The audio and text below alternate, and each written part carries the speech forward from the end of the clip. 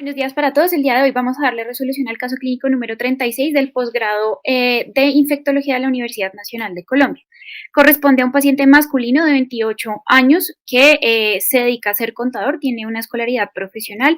y es procedente de Bogotá, pero nació en Tarqui, Huila. El motivo de consulta fue veo negro por el ojo izquierdo. Entonces, refería a una enfermedad actual consistente en pérdida de la agudeza visual de inicio súbito, más o menos 6 días, de inicio 6 días previos a la consulta, con aparición de escotomas, predominantemente pues en el ojo izquierdo, que era el ojo afectado, asociado a cefalea retrocular ipsilateral de intensidad 7/10 en escala visual análoga, además de un único episodio febril que el paciente no cuantificó.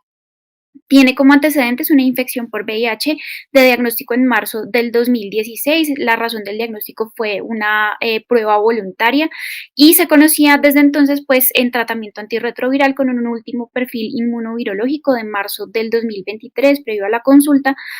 con unos linfocitos totales de 3.071 células por microlitro, unos CD4 de 1.615 células por microlitro, una relación CD4-CD8 de 3.4 y una carga viral indetectable menor a 20 copias por mililitro. Tenía además un antecedente de haber estado hospitalizado en el año 2020 por una neuroretinitis de las papilomacular del ojo izquierdo que se determinó como causal sífilis y recibió tratamiento con penicilina cristalina por 14 días. Desde entonces el paciente refería que se encontraba en seguimiento por oftalmología y había quedado pues con una disminución de la agudeza visual posterior a esta hospitalización y al diagnóstico. Estaba en tratamiento antirretroviral con abacavir, lamivudina, darunavir, ritonavir. Entonces, en la valoración inicial se documentó que en efecto el paciente tenía una disminución de la agudeza visual del ojo izquierdo y digamos que en el enfoque inicial, teniendo en cuenta el antecedente de neuroretinitis por sífilis, se evaluaron pues nuevamente pruebas no treponémicas para sífilis con una RPR que fue inicialmente no reactiva. Solicitaron de entrada valoración por oftalmología y oftalmología documentó nuevamente pues esa alteración significativa de la agudeza visual del ojo izquierdo y documentaron la presencia de dos lesiones maculares blanquecinas que estaban bien delimitadas. Además, pues digamos que haciendo sospechar la posibilidad de una etiología infecciosa. Oftalmología planteó como posibilidades una toxoplasmosis ocular versus nuevamente un compromiso por sífilis y finalmente como diagnóstico alternativo una retinitis por VIH. Teniendo en cuenta esos diagnósticos diferenciales, se solicitaron serologías con un reporte de IgG para toxoplasma que fue reactivo con un IgM no reactivo y para citomegalovirus con un IgG también reactivo y un IgM no reactivo. Teniendo en cuenta, digamos que las características de las lesiones y las posibilidades diagnósticas, oftalmología decidió iniciar tratamiento empírico, indicaron el inicio de clindamicina intravítrea que administraron ese mismo día y el paciente refirió una mejoría parcial. Sin embargo, en la evolución de los días posteriores a la administración de la clindamicina intravítrea, el paciente refirió un aumento del déficit visual y en ese momento el grupo tratante de medicina interna consideró entonces asociarle el tratamiento sistémico con clindamicina intravenosa. Sin embargo, concomitantemente pues empezaron a considerar diagnósticos diferenciales, se ampliaron los estudios y se consideró como alternativa diagnóstica una afectación retrovulvar versus un síndrome de reconstitución inmune inflamatorio de inicio tardío. Entonces, teniendo en cuenta pues que uno de los diagnósticos diferenciales era sífilis y tenía una RPR inicial no reactiva, una de las alternativas que se planteó fue que tuviese una reinfección y presentase un efecto prozona.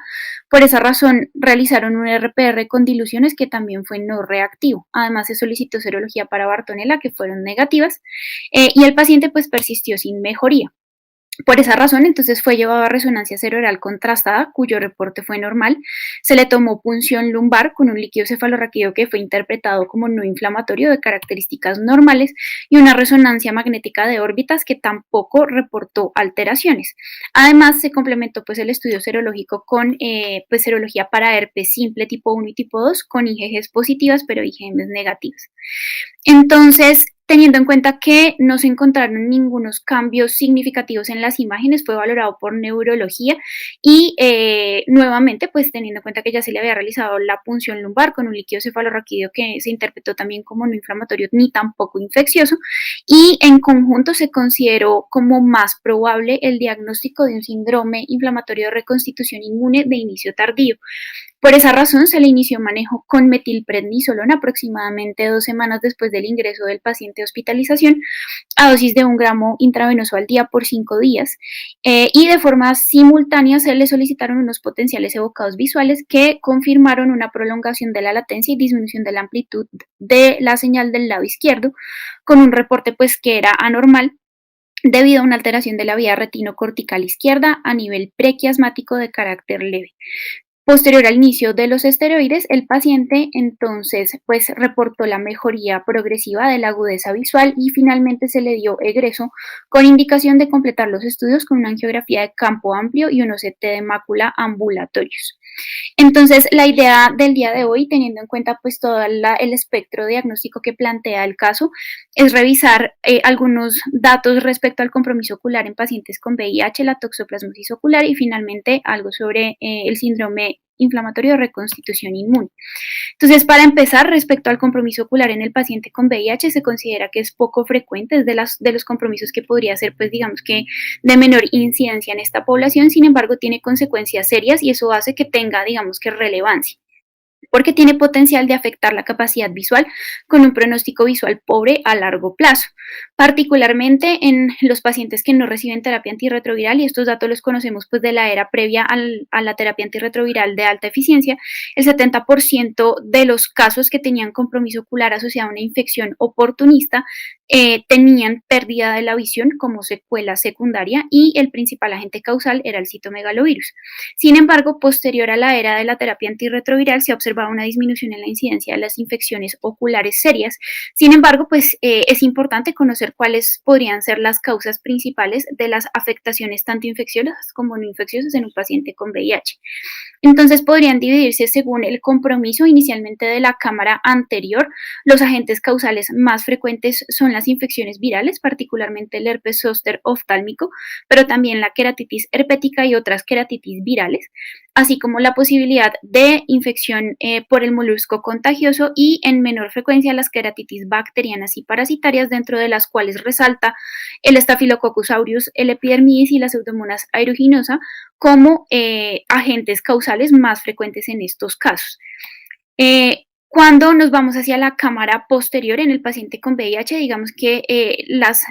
alteraciones más frecuentes que se observan, estamos observando pues una serie de casos, realmente es una muestra pequeña de 36 pacientes, en la que lo más frecuente eran las alteraciones algodonosas maculares, seguidas por las hemorragias intrarretinianas que podían adjudicarse directamente pues a la infección por VIH. Sin embargo, también resalta las otras posibilidades del compromiso de la cámara posterior, como la uveitis y la retinocoroiditis por diferentes etiologías. Entonces, se considera pues que dentro de los diferenciales, cuando hay compromiso de la cámara posterior en un paciente con VIH, se debe considerar inicialmente sífilis, que se caracteriza por ocasionar panuveitis o uveitis posterior, digamos que en estos casos, cuando se logra el diagnóstico, el 89% de los pacientes mejoran con un tratamiento adecuado en 28 días. Como diferenciales se debería considerar entonces las etiologías virales, que son, digamos que, de relevancia en los pacientes severamente inmunocomprometidos con recuentos de CD4 más bajos, entre esos el virus varicela zoster, los virus herpes simple y el citomegalovirus, que pueden ocasionar, como se discutió en el caso, necrosis retiniana aguda, con necrosis retiniana externa progresiva como diferencial y particularmente pues la retinitis por citomegalovirus en los pacientes severamente inmunocomprometidos. El toxoplasma como agente causal también entra en el diferencial del compromiso de la cámara posterior porque ocasiona lesiones en la mácula y en el disco óptico que con mayor frecuencia suelen ser de predominio periférico y pueden o no asociarse con vitreitis. También entra en el diferencial Bartonella, que digamos que característicamente y de forma clínica el hallazgo pues, del examen oftalmológico tiene un compromiso que suele ser más vasoproliferativo y tiene directa relación con su presentación clínica relacionada a la angiomatosis basilar, pues ese mismo compromiso vasoproliferativo se observa en la retina y es lo que permite sospechar pues, que es este el agente causal. Y dentro de los otros diagnósticos diferenciales que son un poco menos frecuentes está la tuberculosis ocular, cuya presentación es muy heterogénea, es de muy difícil diagnóstico, además pues de que es de las presentaciones de tuberculosis extrapulmonar menos frecuentes, pero sus manifestaciones pueden ser severas y persistentes y requiere pues una alta sospecha diagnóstica. Finalmente pues el criptococos o la criptococosis ocular, que también puede ocasionar por, digamos que desde un compromiso del sistema nervioso central con meningitis, lesiones de la coroides característicamente multifocales. Pero hay una entidad que no debe olvidarse tampoco, que hace parte también, digamos que de las causas del compromiso de la cámara posterior en el paciente con VIH y es la uveitis de reconstitución inmune, que ya vamos a hablar. Entonces, estas son algunas imágenes tomadas pues de fotos de fondos de ojo con lámpara de hendidura en las que observamos pues las lesiones características de cada una de las entidades que afectan la cámara posterior, la retina y que pueden ocasionar coriorretinitis, entre esas la retinitis necrosante por citomegalovirus en este recuadro, con lesiones pues digamos extensas que pueden comprometer la capacidad visual. En la parte inferior estamos observando las lesiones características de una tuberculosis coroidea con la formación de tuberculomas en la retina y del lado derecho observamos la retinocoroiditis por toxoplasma que se caracteriza por tener algunas lesiones activas con lesiones cicatriciales asociadas, quizás una digamos, de las características que los oftalmólogos resaltan para sospechar el diagnóstico y finalmente las lesiones múltiples ocasionadas por sífilis. Pero adicionalmente se debe considerar las etiologías no infecciosas, particularmente la inflamación ocular en sí por el virus de inmunodeficiencia humana. Entre estas puede presentarse el paciente con microangiopatía relacionada con el VIH, característicamente se describe como la presencia de manchas algodonosas con hemorragias retinianas y o microaneurismas. Pero también la uveitis inducida por VIH, que característicamente afecta más a los pacientes que no han sido expuestos a la terapia antirretroviral, que tienen cargas virales muy elevadas con recuentos de CD4 bajos o que ya han tenido una falla terapéutica al tratamiento. Y pues digamos que lo más frecuente es la uveitis anterior y se considera pues que estos dos diagnósticos son diagnósticos de exclusión, debería entonces pues realizarse un abordaje diferencial bastante amplio. Dentro de los compromisos también del ojo en el paciente con VIH entra el compromiso del nervio óptico. Entre estos, la neuritis óptica atípica es una de las formas, digamos que de presentación, que aunque digamos que su nombre lo dice y se ha tratado de abandonar esta forma de caracterización por su presentación clínica, en los pacientes con VIH es mucho más frecuente que se presente pues de esta manera. Pero también el diferencial incluye la neuromielitis óptica, pues que es una enfermedad que afecta tanto el nervio óptico como múltiples estructuras que incluyen la médula espinal, el área postrema, el tronco encefálico, el diencéfalo y el cerebelo, y que característicamente, pues digamos que el diagnóstico se confirma con la presencia de estas lesiones y de anticuerpos antiacuaporina 4, que son los mismos, digamos, criterios diagnósticos que se utilizan en un paciente no VIH. Sin embargo, cabe resaltar que estas sospechas diagnósticas también, digamos que requieren un amplio abordaje diagnóstico y haber descartado las infecciones potencialmente pues, que afecten la cámara posterior. Y finalmente la neuritis óptica clásica, que característicamente se asocia a la degeneración óptica y digamos que las teorías están muy relacionadas con un balance entre la hiperactividad pues, del sistema inmune posterior al inicio de la terapia antirretroviral con actividad halogénica que facilita el desarrollo de autoinmunidad. Y digamos que esta teoría aplica no solo para el compromiso del ojo, sino en general para el desarrollo de enfermedades autoinmunes en el paciente con VIH. Entonces, teniendo eso en cuenta, Queríamos también mostrar algunos datos respecto a la toxoplasmosis ocular, que fue el principal diagnóstico pues, que se abordó con el paciente y para el cual recibió tratamiento empírico. Entonces, la toxoplasmosis ocular en pacientes inmunocompetentes se considera pues, que podría ser en la mayoría de los casos autolimitada en días a semanas y en estos casos, en la mayoría de ellos, no requiere tratamiento. Sin embargo, podría llegar a requerir tratamiento en compromisos severos rápidamente progresivos. La inmunidad la integridad de la inmunidad es clave para lograr un adecuado control de la infección. Perdón, y es por eso que en los pacientes con inmunocompromiso, particularmente en pacientes con infección por VIH que está avanzada, el compromiso por toxoplasmosis ocular suele tener un curso agresivo que incluso puede llegar a ser de compromiso bilateral con coriorretinitis difusa multifocal y también con presentación de retinopatía necrosante similar a la retinopatía herpética. Es importante pues que en la mayor parte de los casos se debe a una reactivación y esos episodios de reactivación se relacionan con suspensión del tratamiento y en los pacientes con VIH el 30% de los casos de toxoplasmosis ocular se asocian con compromiso cerebral. Entonces, en la derecha estamos viendo el comportamiento de varios casos y el comportamiento, digamos que en la edad, esta serie de casos no está relacionada con pacientes con VIH, es en general de toxoplasmosis ocular, como en general la mayor parte de los casos se presenta infección primaria hacia la adolescencia, entre los 11 y los 20 años, pero en la medida en que, pues digamos que se aumenta la edad, aumenta pues digamos que el envejecimiento, podría invertirse esa relación y ser mucho más frecuentes los episodios de reactivación en comparación con los episodios de infección primaria. Lo que sí es importante resaltar es que hay un par de estudios que han permitido determinar que el paciente con VIH,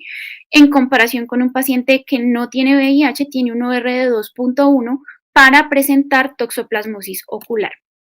En la fisiopatología resaltan 3 eventos importantes, entre esos el ambiente de la inmunidad ocular, que también se alcanzó a discutir algo en el caso clínico, en el que en el paciente con VIH predomina el factor de crecimiento transformante beta con una regulación a la baja de los complejos mayores de histocompatibilidad tipo 1, lo cual quiere decir pues que hay una reducción en la presentación antigénica y por esa razón se limita la capacidad del aclaramiento en general de las infecciones oculares, lo cual también pues incluye a la toxoplasmosis. Además, está implicada la presencia de linfocitos que reaccionan tanto a antígenos contra el toxoplasma como a antígenos retinianos y finalmente la latencia. Entonces, se describe que inicialmente con la infección, con la primoinfección, hay invasión de la retina y una vez ocurre esa invasión de la retina se forman quistes de bradizoitos que son lo que finalmente facilita la latencia y en episodios en los que ocurre algún defecto de la inmunidad ocurrirá ruptura del quiste y por ende liberación de los taquizoitos que se ejemplifica en esta imagen. Finalmente entonces pues lo más importante a tener en cuenta es que lo que facilita esa liberación de los quistes y la aparición pues de múltiples lesiones en la mácula con compromiso retiniano y retinocoroiditis al final es la activación de esos bradizoitos hacia taquizoitos que están facilitados por las alteraciones en la inmunidad del huésped. Digamos que entender esta fisiopatología también nos permite entender las características clínicas y de las lesiones pues, que se presentan en la mácula de los pacientes con toxoplasmosis ocular. Las manifestaciones clínicas en general se consideran amplias, sin embargo, lo más frecuente y lo característico es que se presente con retinocoroiditis unilateral y focal, con la cicatriz adyacente, que es característica, y que puede llegar a extenderse de forma bilateral y diseminada cuando pues, nos encontramos en pacientes con inmunosupresión severa. Pero el espectro es muy amplio y puede incluir uveitis anterior y vitreitis, pero también lesiones discretas unilaterales y focales, lesiones multifocales, la necrosis retiniana, la panoftalmitis, incluso celulitis periorbitaria y hemorragias retinianas, pero esta es la presentación mucho menos frecuente. Además, pues se ha descrito también en relación con toxoplasmosis ocular, neuroretinitis y toxoplasmosis de la retina externa puntiforme. En general se acepta pues que en los pacientes que conviven con VIH los recuentos de CD4 inferiores a 250 células por microlitro son digamos que el factor de riesgo principal para que se presente tanto primoinfección en un paciente que no ha estado previamente expuesto como reactivación en un paciente pues que ya ha presentado primoinfección. Entonces aquí vemos otra serie de casos, esta es una serie de casos latinoamericana, pues que nos presenta varias características de los pacientes con toxoplasmosis ocular, esta no está limitada a pacientes con VIH, en los cuales pues digamos que resalta la frecuencia de la toxoplasmosis congénita, seguida pues digamos que en menor medida por la adquirida, y en la mayor parte de los casos pues es importante que no se logra discernir entre una toxoplasmosis adquirida versus una congénita. El 92% de los pacientes presenta serología positiva para IgG, y en la minoría de los casos puede haber, pues digamos que positividad de las dos inmunoglobulinas, tanto la G como la M. Y las características de las lesiones, en general, la mayor parte de estos pacientes se presentan con lesiones periféricas y en menor medida con lesiones en el polo posterior de la mácula o fuera de la mácula y en la periferia.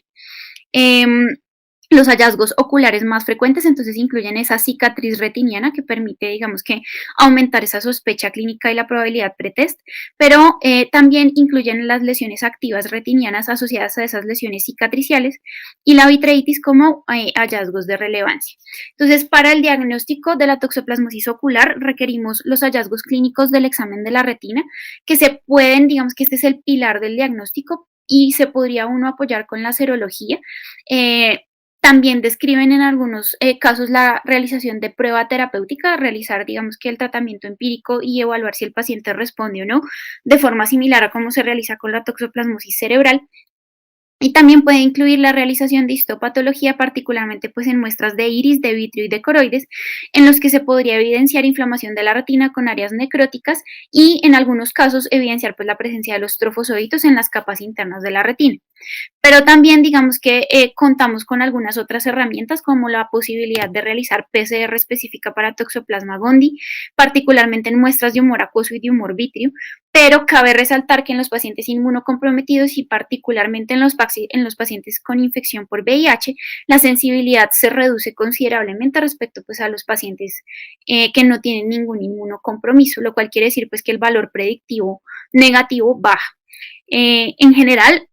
se puede utilizar también múltiples imágenes, entre las que se incluyen las fotografías en color del fondo de ojo, la tomografía de coherencia óptica, la angiografía con fluoresceína y la ecografía como herramientas pues, que apoyen el diagnóstico. Y finalmente, lo que podría ya facilitar, digamos que un diagnóstico definitivo en los casos en los que las otras pruebas han sido negativas y en las que las muestras de la cámara anterior han sido negativas, es la vitrectomía diagnóstica. Entonces, en esta tabla un poco densa, pues observamos que para realizar el diagnóstico de toxoplasma con serología hay múltiples ensayos. Los más frecuentemente usados son los ensayos de aglutinación inmunoabsorbente y los inmunoensayos, particularmente el ELISA, que son, digamos que los que mejor rendimiento tienen. Pero también en el arsenal diagnóstico, pues cabe resaltar la posibilidad de realizar el test de Avides, que también se discutió, pruebas de inmunocromatografía, que se consideran point of care, y finalmente el Western blot, que digamos que resalta la importancia pues, de su utilidad en los casos de toxoplasmosis congénita. Esta es un estudio también que evaluó el rendimiento pues, de las pruebas diagnósticas, y aquí resalta pues, que un gran número de pacientes que se presentó con alteraciones de la agudeza visual, que están representados en el eje X,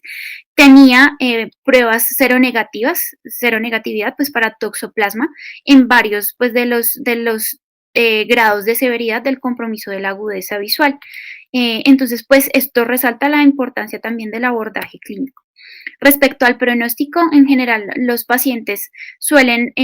digamos que en la medida en que no se inicia un tratamiento oportuno, podrían quedar con alguna alteración visual que puede ser variable entre leve a severa. En la mayor parte de los casos, digamos que con un adecuado tratamiento, 56% de los casos pueden recuperar la visión normal, pero en un 21% de los casos incluso podrían quedar con pérdida total de la agudeza visual.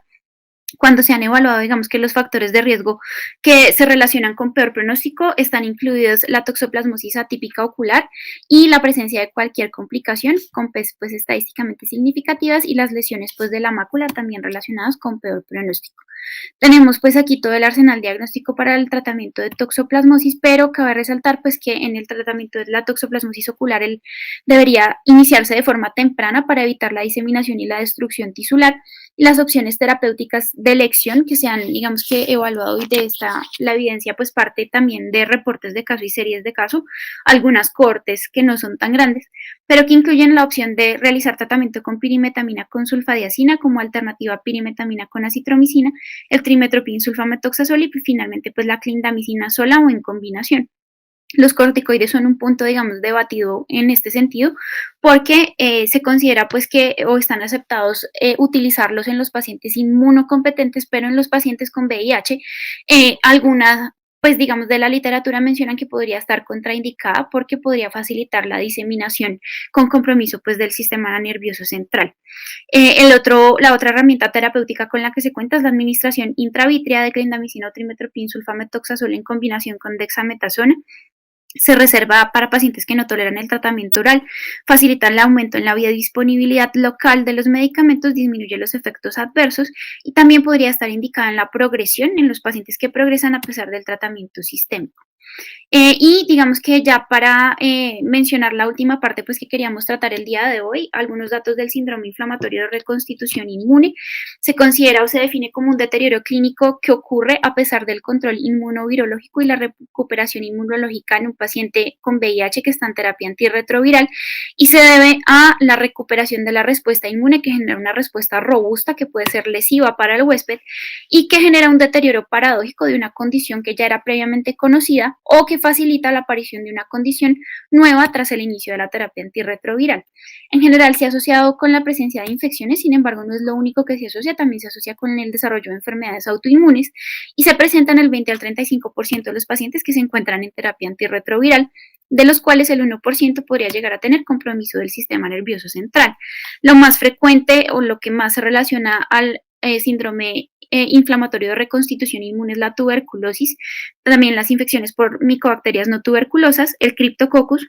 dentro de los hongos es el más frecuente y en menor frecuencia pues están digamos que las otras etiologías que se mencionan como las infecciones virales, la leucoencefalopatía multifocal progresiva y el toxoplasma. Dentro de las menos frecuentes pues están otras posibilidades también etiológicas como el parvovirus, el molusco contagioso y las infecciones por estrongiloides, pero aquí como les mencionaba pues es importante no olvidar que también se relaciona con etiologías no infecciosas dentro de las cuales están las enfermedades autoinmunes, reumatológicas, enfermedades neoplásicas y las enfermedades granulomatosas. Dentro de la fisiopatología resalta pues la respuesta a patógenos tanto subclínicos como antígenos residuales y tenemos digamos que la coexistencia de estas tres cosas, entonces el desenmascaramiento por una infección clínica que está silente en el momento digamos de iniciar la terapia antirretroviral y que genera posteriormente con la reconstitución una inflamación exagerada que puede ser atípica y que facilita una presentación clínica acelerada. Pero también, pues digamos que está implicada la restauración inmune y esto dependerá directamente de los conteos de CD4 y de la carga viral,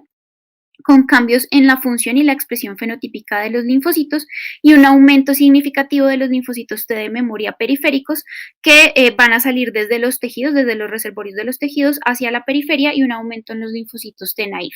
Además, pues de que se describe algo de susceptibilidad genética con algunos alelos HLA. Es importante tener en cuenta este punto de corte porque se ha aceptado como el punto de corte para definir el síndrome inflamatorio de reconstitución inmune temprano cuando se presentan los primeros 3 meses o típico y cuando se presenta de forma tardía cuando es superior a los 3 meses. Me disculpo acá por la diapositiva, pero bueno, la idea era mencionar entonces parte de la secuencia pues de lo que ocurre fisiopatológicamente hablando con el síndrome de reconstitución inmune y ese desbalance en las respuestas efectoras y reguladoras frente a los antígenos de los patógenos específicos, pero digamos que eso es lo que facilita una presentación atípica con inflamación tisular y proliferación celular al mismo tiempo. Finalmente, lo que impacta en este sentido es una inflamación que podría llegar a malinterpretarse clínicamente como una infección oportunista y en realidad resulta de la restauración de la respuesta inmune antígeno específica. Hay diferentes factores de riesgo que se han establecido, entre esos pues el sexo masculino, ser pacientes más jóvenes, pero lo más importante a tener en cuenta en este sentido son los recuentos de CD4 muy bajos, sobre todo los inferiores a 200 células, se correlacionan con mayor probabilidad de presentar reconstitución inmune y con un síndrome pues inflamatorio asociado y las cargas virales en la mayor En la medida en que tenga una mayor carga viral al momento del inicio del tratamiento, pues se correlaciona con mayor riesgo. Aquí hay, digamos que otros riesgos que se han establecido, como por ejemplo el conteo de leucocitos, el sexo masculino y como factor protector la hemoglobina al momento pues del diagnóstico y del inicio de la terapia antirretroviral. La presentación clínica es muy amplia y pues incluye estas dos formas de presentación, el desenmascaramiento cuando se debe a una infección oportunista subclínica, particularmente y las más frecuentes en este sentido son la tuberculosis y la criptococosis, que están, digamos que en las dos partes. Y respecto a la presentación paradójica, cuando se inicia la terapia antirretroviral en un paciente que ya había recibido previamente tratamiento para una infección oportunista. Dentro de estos, digamos que también resalta lo que ya se había mencionado, el citomegalovirus y el compromiso retiniano.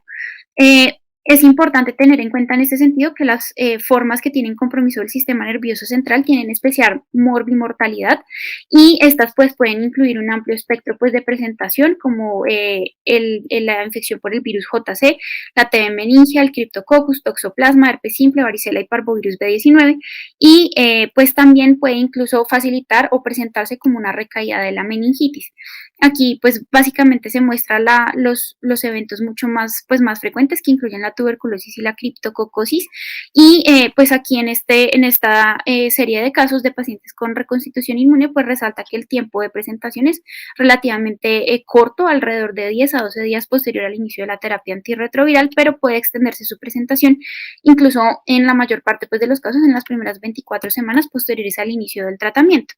Acá tenemos, digamos que otras infecciones relacionadas,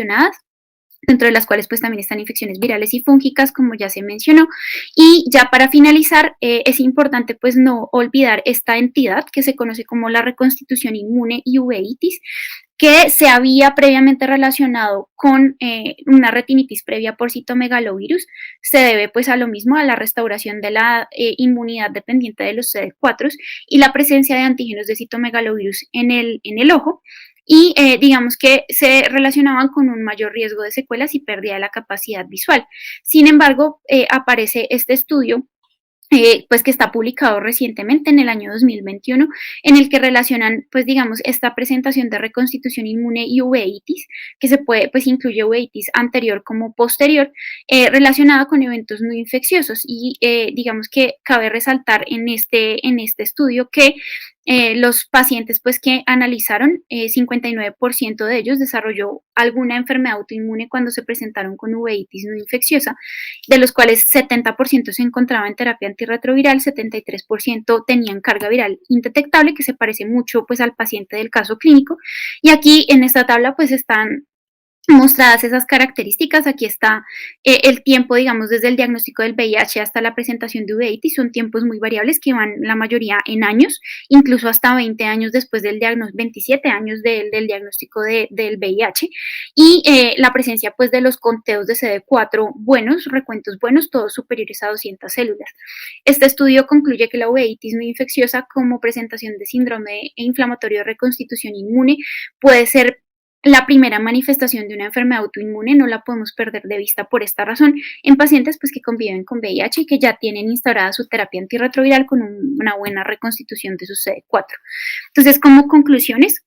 finales, pues cabe resaltar que el compromiso ocular en el paciente que convive con VIH es extenso, tiene muchos diferenciales y estos van a depender del grado de inmunosupresión y particularmente pues del conteo de CD4. La toxoplasmosis ocular parte pues de un diagnóstico clínico y uno puede apoyarse en la serología, pero también en la PCR pues específica del toxoplasma gondii, pero en los pacientes inmunocomprometidos y en particular en los pacientes con VIH pierde sensibilidad. Y el síndrome de reconstitución inmune tiene relación temporal con el inicio de la terapia antirretroviral, con la curva de reconstitución inmune y con la carga viral al momento del tratamiento. Es mucho más frecuente que se presente de forma temprana versus tardía. Tiene manifestaciones oculares que pueden ser tanto infecciosas como no infecciosas. Y la autoinmunidad, no podemos olvidar que sigue siendo prevalente en los pacientes con VIH y debería considerarse siempre como un diferencial pues, en el abordaje de estos pacientes. Muchas gracias por su atención.